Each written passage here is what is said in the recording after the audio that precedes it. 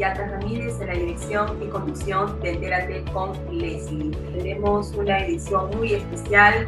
Vamos a tener como invitado esta noche al doctor Benji Espinosa Ramos. Él es especialista en Derecho Penal, Procesal Penal, Constitucional y de Derechos Humanos, con quien vamos a conversar todo lo relacionado a si es constitucional o no, en primer lugar, las retenciones que se están llevando a cabo a personas con ocasión de las nuevas medidas dictadas por el gobierno de transición del señor Francisco Sagasti en el marco de la crisis sanitaria que vive el país. Y por otro lado, también vamos a conversar con el especialista respecto a la responsabilidad penal en la que hubiera incurrido el señor Martín Vizcarra Cornejo, ¿no?, esposa, y también la canciller y otros funcionarios respecto a la vacuna que se habrían colocado, ¿no?, estando en el ejercicio de funciones. Es un abuso del poder, es un aprovechamiento del poder en la que han incurrido estas personas para poder vacunarse antes de, en el contexto de que en el Perú teníamos muchas complicaciones para traer vacunas, personas que están muriendo diariamente con un alza de contagios en esta segunda ola, ¿no? Y ya ha tenido un costo político que es justamente la renuncia de Pilar Massetti, ¿no?, a consecuencia del impacto de la noticia que se ha dado a conocer del señor Martín Vizcarra, quien en un inicio ha sostenido que él ha sido parte de un ensayo clínico, pero ya vemos que no, le ha vuelto a mentir al país porque la Universidad Peruana Cayetano Heredia ha emitido un comunicado oficial en lo que lo saca del escenario, en la que le dice prácticamente que el señor no forma parte del equipo de los 12.000 peruanos voluntarios, ¿no?, para esta prueba experimental. El propósito del comunicado oficial de la Universidad Cayetano Heredia, en ese mismo contenido, ha rechazado también las terminologías de vacunas de cortesía, donaciones o preventa, como ya se ha hecho alusión en algunos de la opinión pública y medios de comunicación. En fin, nosotros vamos a conversar con el especialista de estos temas porque es una situación que ha conmovido al país y tenemos que buscar el esclarecimiento de la información. Me acompaña en la co-conducción el doctor Luis Felipe Polo, directamente desde California, Estados Unidos, para conversar con nuestro invitado.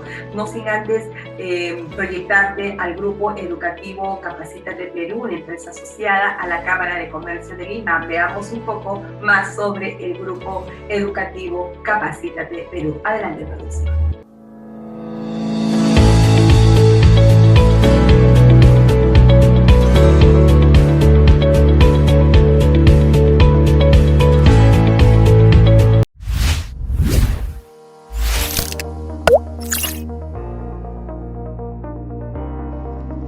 La realidad de la educación nos plantea constantes desafíos, que nos demandan nuevas herramientas y más conocimientos. Es por eso que en Grupo Educativo Capacítate Perú contamos con cursos, talleres, diplomados, seminarios, conferencias y congresos virtuales de temáticas actuales, que son ofrecidas por especialistas con notable experiencia a nivel nacional e internacional, garantizando una formación de calidad conforme a la exigencia del mercado vigente.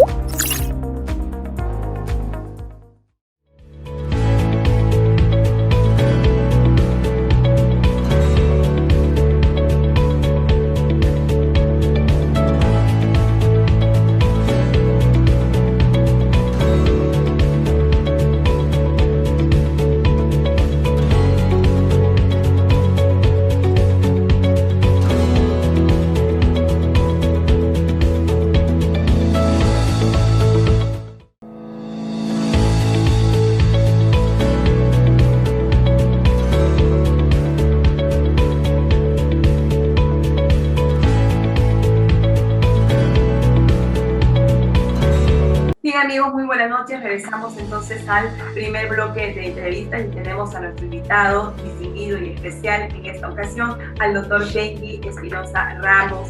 con quien vamos a conversar todo lo relacionado a las retenciones de personas en el marco de esta crisis sanitaria, pandemia COVID-19, y también vamos a conversar respecto a la responsabilidad penal en la que habría incurrido el exmandatario Martín Vizcarra Cornejo, esposa y ahora la canciller, que acaba de renunciar justamente por el impacto que ha generado esta noticia de los ocultamientos del exmandatario, ¿no?, respecto de su vacuna. Muy buenas noches, doctor Pentti Espinosa Ramos, y muchísimas gracias por estar en Entérate con Leslie. Buenas noches, doctor Luis Felipe Polo. Es un placer siempre estar acompañada de usted. Buenas noches, doctor.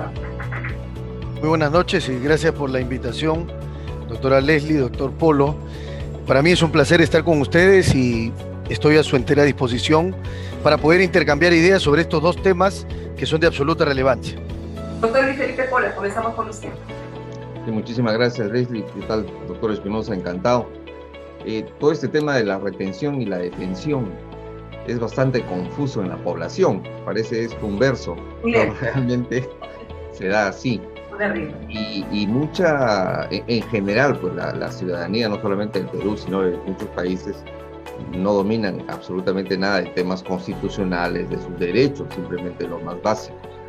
Y en los últimos meses, obviamente, hemos visto, como vuelvo a repetir, no solamente en el Perú, sino en todos los países de América Latina, incluyendo aquí en Estados Unidos, las retenciones que se están haciendo a los ciudadanos por violar las normas específicas para evitar justamente el COVID, ¿no? Las fiestas COVID, o que estén circulando fuera del horario permitido, etcétera, etcétera.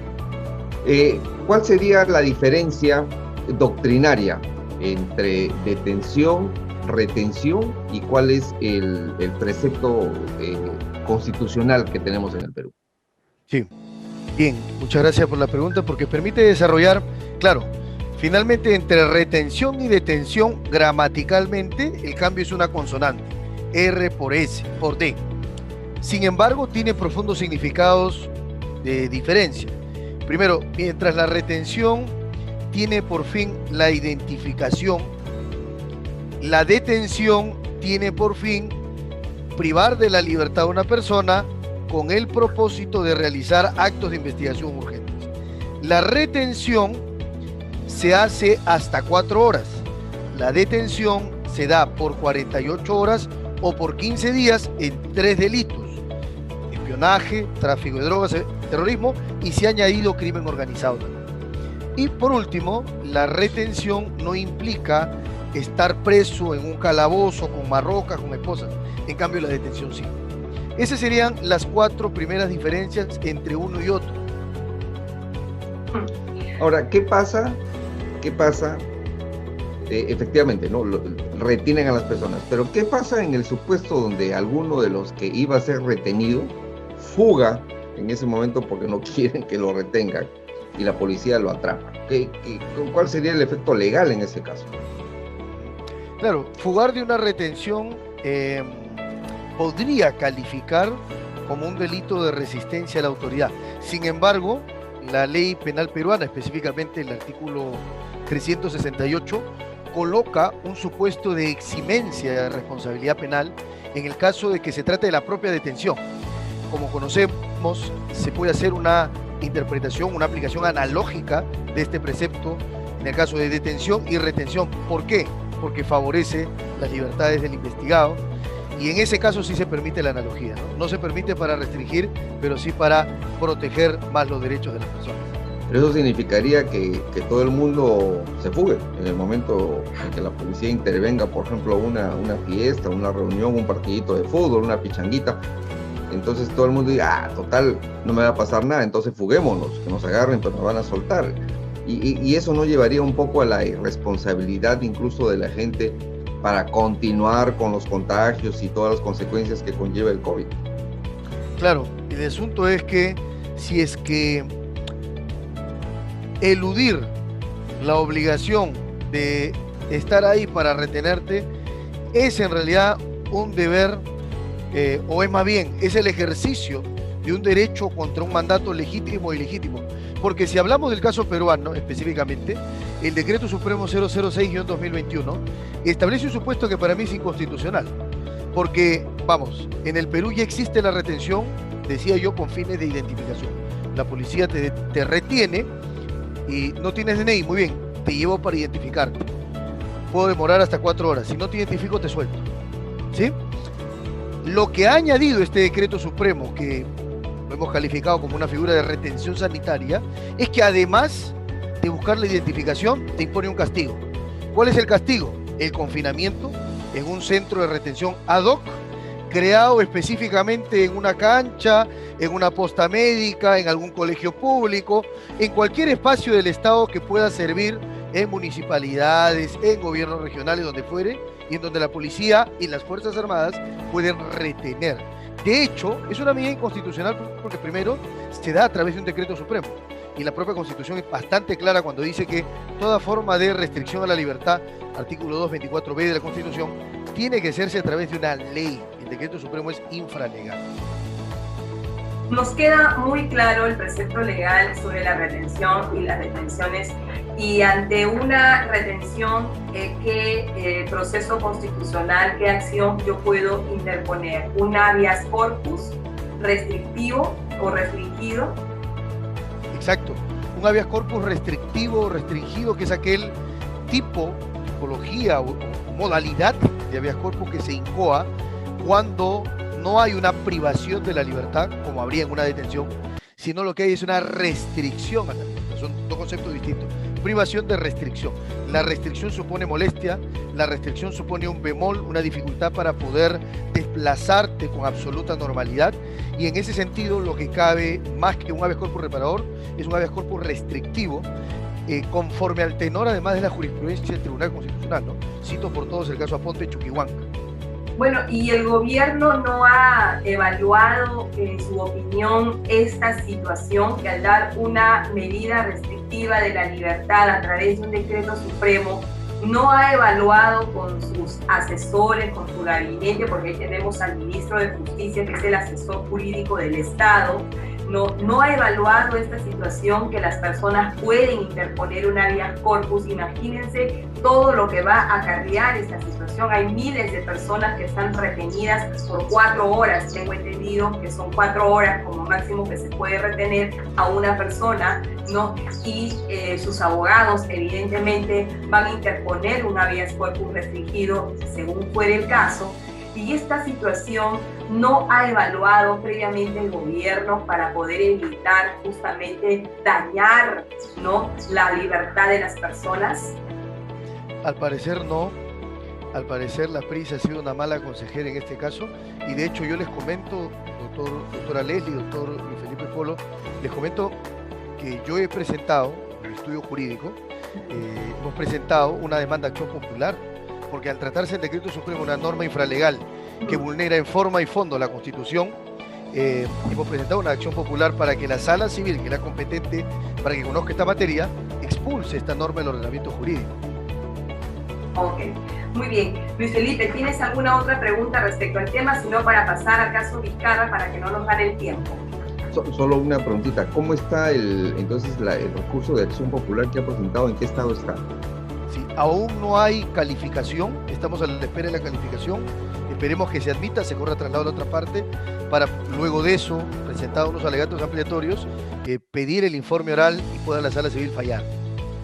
Ok, muy bien. Entonces nos quedó claro el tema de la retención, y una vez más estamos realmente en una situación delicada, que el gobierno no está considerando a través de sus asesores, principalmente a través del Ministerio de Justicia, no, la evaluación correcta de estas restricciones hacia la libertad. Y ojo, que el gobierno de transición del señor Francisco Sagasti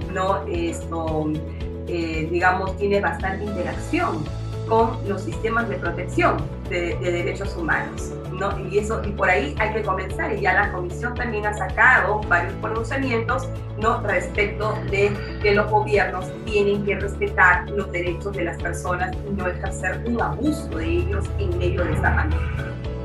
Eso nos queda como reflexión, ¿no?, para la que para el país, y si no se escucha, pues voy a errar en recesión, pues tiene que ponerse a evaluar en el tema. Vamos al segundo, que me parece delicado para que no nos pare la hora, y es el tema del señor Martín Vizcarra. Se le ha complicado la situación al señor Martín Vizcarra respecto al ocultamiento de haber sido vacunado el año pasado junto con su esposa.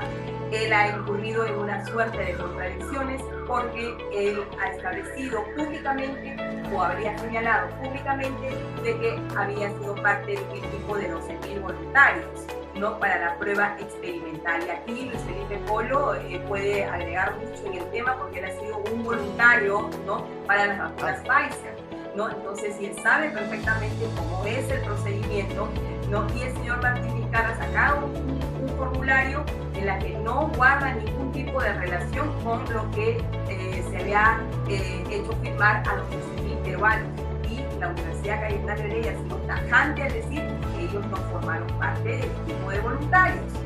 Y por otro lado tenemos a la canciller, que acaba de renunciar tras el impacto de esta noticia.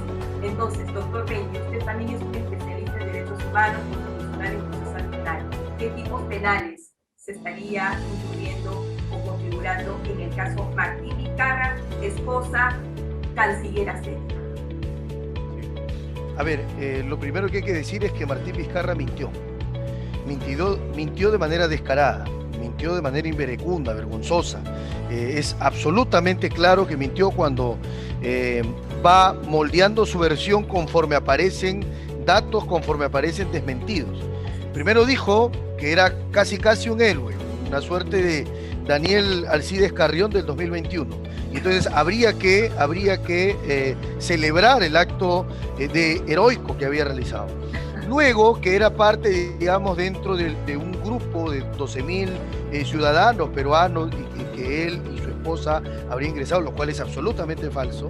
Las pruebas están al canto. En efecto, el doctor Luis Felipe nos comentará que hay ciertos protocolos, que hay ciertos documentos que firmar, que él no los tiene, que él no los presenta. O sea, su cartilla no tiene los datos que tienen todos los otros 12.000 que sí siguieron el procedimiento.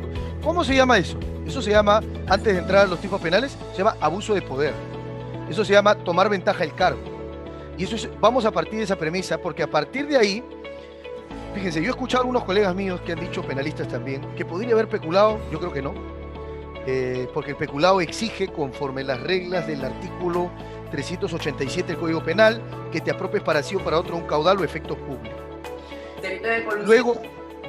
Luego han hablado de colusión, que el 384 del Estatuto Penal exige como requisito básico la concertación, y yo creo que la concertación es un poco complicado probar en este caso. También se ha hablado de tráfico de influencia, que es un tipo penal más laxo, que es el del artículo 400 del Código Penal. Pero yo creo acá que encaja una figura, que es el tipo penal de aprovechamiento indebido del cargo o negociación incompatible con el cargo, que está previsto y sancionado en el artículo 399. El artículo 399 del Código Penal, ¿qué exige como elementos típicos? Exige primero que se trate de un funcionario, Martín Vizcarra, el primer magistrado del Estado. Segundo, que ese funcionario intervenga, ojo acá, mientras que la colusión exige que haya una contratación, en ese tiempo entiendo no la había. El delito de aprovechamiento indebido te pone dos supuestos, dice contratación u otra operación en la que el funcionario intervenga por razón de su cargo. Estamos, a mi modo de ver, en esta segunda modalidad típica, de la operación, no la contratación. De hecho, les comento un poco, este delito surgió para poder evitar lagunas de punibilidad en los casos de colusión. Entonces, cuando no había contexto de contratación, se absolvía. Pero el acto era absolutamente antiético, además debería haber merecido represión penal. Como el caso Vizcarra. El caso Vizcarra, a mi modo de ver, encalzaría dentro de la figura del aprovechamiento indebido del cargo. Presidente, funcionario, que se aproveche su cargo, que toma ventaja, que abuse su poder para poder intervenir en una operación y favorecer a sí y a los suyos, a su esposa, poniendo, ¿no es cierto?, sus intereses por encima del Exacto. Y el tema de presentar una cartilla, ¿no?, que no guarda el formato oficial para los peruanos, no estaríamos incurriendo ante un tipo penal de falsedad genérica, porque sí, está hecho falso. Exacto. El delito de falsedad genérica es un delito, es un tipo penal subsidiario. Cuando tú no puedes probar la falsificación de documento público, falsificación de documento privado, uso de documento falso, falsedad ideológica, vas al salvavidas para las imputaciones fallidas en delitos contra la fe, que es la falsedad genérica. En términos sencillos, ¿qué significa falsedad genérica? Simular la verdad. Simular la verdad. Simular la verdad con posibilidad de perjuicio, no con perjuicio real, sino con posibilidad de perjuicio. Y entonces eso es lo que ha habido acá, en efecto, y bueno, claro, no voy a hacer una afirmación, digo, podría configurar, podría subsumirse en este tipo de escenarios, ¿no? Exacto. Que va a enfrentar una investigación. Luis Felipe Polo. Sí, como decía Leslie, yo soy voluntario aquí en Estados Unidos de la vacuna Pfizer, y no es así tan sencillo, ¿no?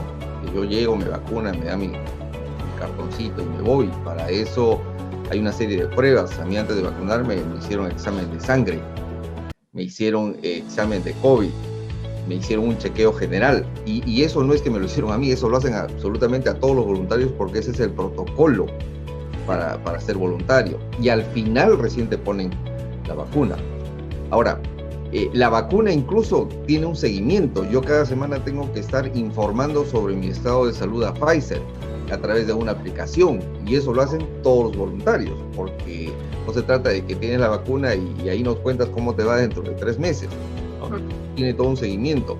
Yo tengo una cita, por ejemplo, el 1 de abril con Pfizer nuevamente, donde me van a sacar sangre, van a hacer otros análisis. Es todo un proceso. O sea, sí, yo coincido con el doctor Espinosa que Vizcarra ha estado mintiendo conforme las noticias salían, y seguirá mintiendo conforme las noticias salgan. Ahora, los tiempos, porque Vizcarra se inoculó con la vacuna en el mes de septiembre, dice él, pero la ministra, la exministra de Relaciones Exteriores, lo ha hecho hace 3 semanas, cuando ya asumo que el contrato entre Perú y la vacuna china ya se había firmado. ¿Constituye eso una diferencia del delito? Sí, de hecho podría constituir.